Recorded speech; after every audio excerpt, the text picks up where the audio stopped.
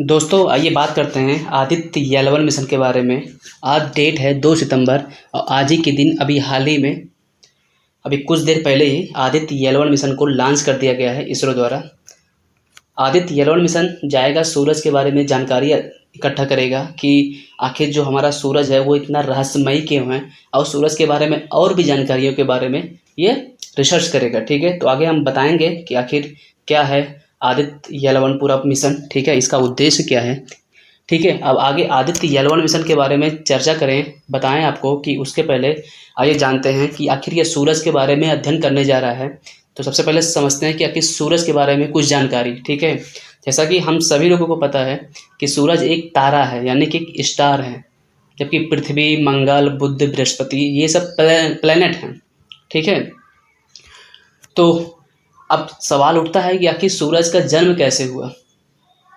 तो कहा जाता है, एक ऐसी थ्योरी है कि जो आकाश गंगा यानी कि जिसका नाम है मिल्की वे, वहाँ पर जो टेम्परेचर था, जो बादल था, इन सब में टकराहट होती है और उसी टकराहट के परिणाम स्वरूप सूरज का जन्म होता है। ठीक है, अब समझते हैं कि हमारा जो सोलर सिस्टम है पूरा, वहाँ पर जो 8 ग्रह और एक बौना ग्रह भी है, जो पहले उसको ग्रह की श्रेणी में शामिल किया गया था, बाद में उसको हटा दिया गया, जिसका नाम है प्लूटो। ठीक है, तो इस पूरे सोलर सिस्टम में आखिर किस ग्रह पर जीवन की उपस्थिति हो सकती है। ठीक है, एक तो सोलर सिस्टम है पूरा हमारा, जिसमें सूर्य एक तारा के रूप में है, बाकी 8 ग्रह के रूप में है, और एक जो प्लूटो है वो बौने ग्रह के रूप में है। ठीक है, जिसमें जो क्या कहते हैं कि सूरज के बाद हम देखें स्थिति उनकी, तो मरकरी है, वीनस है, अर्थ है, मार्स है, जुपिटर है, ईस्टर्न है, यूरेनस है, नेपच्यून है और लास्ट में प्लूटो है। ठीक है, इन सब में पृथ्वी है जो जहाँ पर हम जीवन की पॉसिबिलिटी है, जहाँ पर हम लोग रह रहे हैं।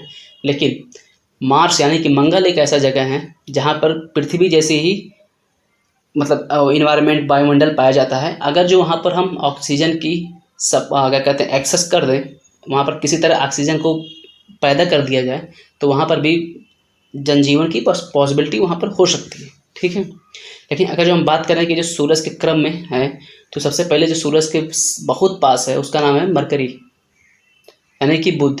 अब ये सूरज एक आग का गोला है और यहाँ पर तो इतनी गर्मी है कि मतलब बुध पर तो जीवन संभव ही नहीं सकता है। उसके बाद आती है शुक्र की बात, और शुक्र जस्ट बुध के बाद ही आता है, और वो भी कहीं ना कहीं सूरज के बहुत पास ही है। तो और उसमें भी बहुत ज़्यादा तापमान है, बहुत हॉट प्लेनेट है, तो यहाँ पर भी जनजीवन की पॉसिबिलिटी है नहीं। उसके बाद हमारा जो पृथ्वी है वहाँ पर तो है ही है। हमने मंगल की बात कर ली है यानी कि मार्स की, इसीलिए हमने अपना मंगलयान भी भेज चुके हैं हम लोग मार्स पे। ठीक है, अब बाकी जो और बच रहे हैं जैसे जुपिटर यानी कि बृहस्पति है, अरुण बरुण, शनि है, यहाँ पर क्या है कि ये गैसीय पिंड है, यानी कि यहाँ पर पृथ्वी और मंगल जैसा सतह नहीं है। ठीक है, तो यहाँ पर तो वैसे भी जनजीवन नहीं है, क्योंकि या तो ये बर्फ से बने हैं या तो ये गैसों से बने हैं। अब ये देखेंगे आप, जो दिख रहा है आपको, ये है मिल्की वे आकाशगंगा। सूरज इसी का परिक्रमा करता है, इसी का चक्कर लगाता है। हमारी पृथ्वी सूरज की परिक्रमा करती है और सूरज जो है इसकी परिक्रमा करते हैं। जहाँ हमारी पृथ्वी सूरज की परिक्रमा 365 दिन में करती है यानी कि 1 साल में, वहीं जो सूरज है वो इस मिल्की वे आकाशगंगा की एक चक्कर को लगभग 25 करोड़ साल में पूरा करता है। आप समझ रहे हैं कि पृथ्वी हमारी 365 दिन में सूरज की परिक्रमा करती है और सूरज इसका एक चक्कर लगाने में लगभग 25 करोड़ साल लेता है। अब बात करते हैं कि सूरज के साइज़ के बारे में, तो कहते हैं कि जो हमारी पृथ्वी है, जो आपको स्क्रीन पर दिख भी रही है, इसके जैसे 13 लाख और पृथ्वी को ले आएँ, इतने बराबर है सूरज का आकार। मतलब सूरज का आकार इतना बड़ा है कि पृथ्वी जैसी 13 लाख और पृथ्वियाँ भी समा जाएंगी। अगर हम दूरी की बात करें, तो जहाँ चंद्रमा हमारी पृथ्वी से महज 4.25 लाख किलोमीटर की दूरी पर है, वहीं जो सूरज और पृथ्वी की दूरी की बात करें तो लगभग 15 करोड़ किलोमीटर की दूरी है। अभी हमने हाल ही में 23 अगस्त को जब हम चंद्रयान 3 की सफल लैंडिंग चाँद पर कराएं, तो जो हमारा चंद्रयान 3 है वो लगभग 4 लाख किलोमीटर की ही दूरी तय करके और चंद्रमा की सतह पर सफल लैंडिंग कराई। ठीक है, लेकिन पृथ्वी या सूरज की दूरी 15 करोड़ किलोमीटर की है। अब अगर जो टेम्परेचर की बात करें, जो सूरज एक आग का गोला है, इसमें कितना तापमान है, तो कहते हैं कि इसके कोर के टेम्परेचर में लगभग 1 करोड़ 56 लाख डिग्री सेल्सियस है। अगर जो सबसे मिनिमम टेम्परेचर की बात करें कि सूरज पे कितना कम से कम टेम्परेचर हो सकता है, तापमान हो सकता है, तो कहते हैं कि 600 डिग्री सेल्सियस मिनिमम टेम्परेचर है। आप ऐसे समझिए कि ये जो हमारी पृथ्वी है, अगर जो हम देखते हैं गर्मी के महीने में, मई जून के महीने में 45 से 50 डिग्री टेम्परेचर होते होते ही लोगों का जीवन जीना क्या कहते हैं, दुश्वार हो जाता है। बट आप देखिए कि वहाँ पर टेम्परेचर ही 600 डिग्री सेल्सियस है। इन्हीं सब चीज़ों को क्या कहते हैं, जानकारी रिसर्च करने के लिए हमारा आदित्य एल1 मिशन भेजा जाएगा। अब एक सवाल ये भी उठता है कि क्या कभी सूरज की मौत भी होगी, मृत्यु भी होगी, सूरज खत्म भी होगा? तो ऐसा माना गया है कि सूरज अपनी आधी लाइफ जी चुका है और उसे सिर्फ आधी लाइफ और जीनी है। लगभग सूरज 4.5 से 5 अरब वर्ष जी चुका है और अभी इतनी ही, यानी कि 4.5 से 5 अरब साल अभी और सूरज जिएगा। क्योंकि सूरज जो बना है वो हीलियम और हाइड्रोजन से बना है, तो अपने लास्ट स्टेज में क्या होगा कि सूरज फूल के ब्लास्ट हो जाएगा और इसका इम्पैक्ट पूरे सोलर जो सिस्टम पूरा है, यानी कि सौर मंडल है जिसमें हम हमारी पृथ्वी भी आती है, सब पे इस पर प्रभाव पड़ेगा। और कहते हैं कि सूरज की मृत्यु के साथ साथ पूरा जो सोलर सिस्टम पे जितने भी जीवन है, लाइफ की है, सब खत्म हो जाएगा, सब कुछ नष्ट हो जाएगा। ठीक है, अब बढ़ते हैं कि आदित्य एल1 मिशन। हमने सूरज के बारे में बात कर ली। अब जो आदित्य एल1 मिशन है, यह भारत का पहला जो होगा मिशन होगा जो जाएगा सूरज के बारे में और सूरज के बारे में अध्ययन करेगा। ठीक है, इसकी लॉन्चिंग होगी श्रीहरिकोटा से। अगर जो हम बताएं कि किस रॉकेट से इसको लॉन्च किया जाएगा, तो इसका नाम है PSLV XL। ठीक है, इसी के द्वारा इसको लॉन्च कर दिया जाएगा।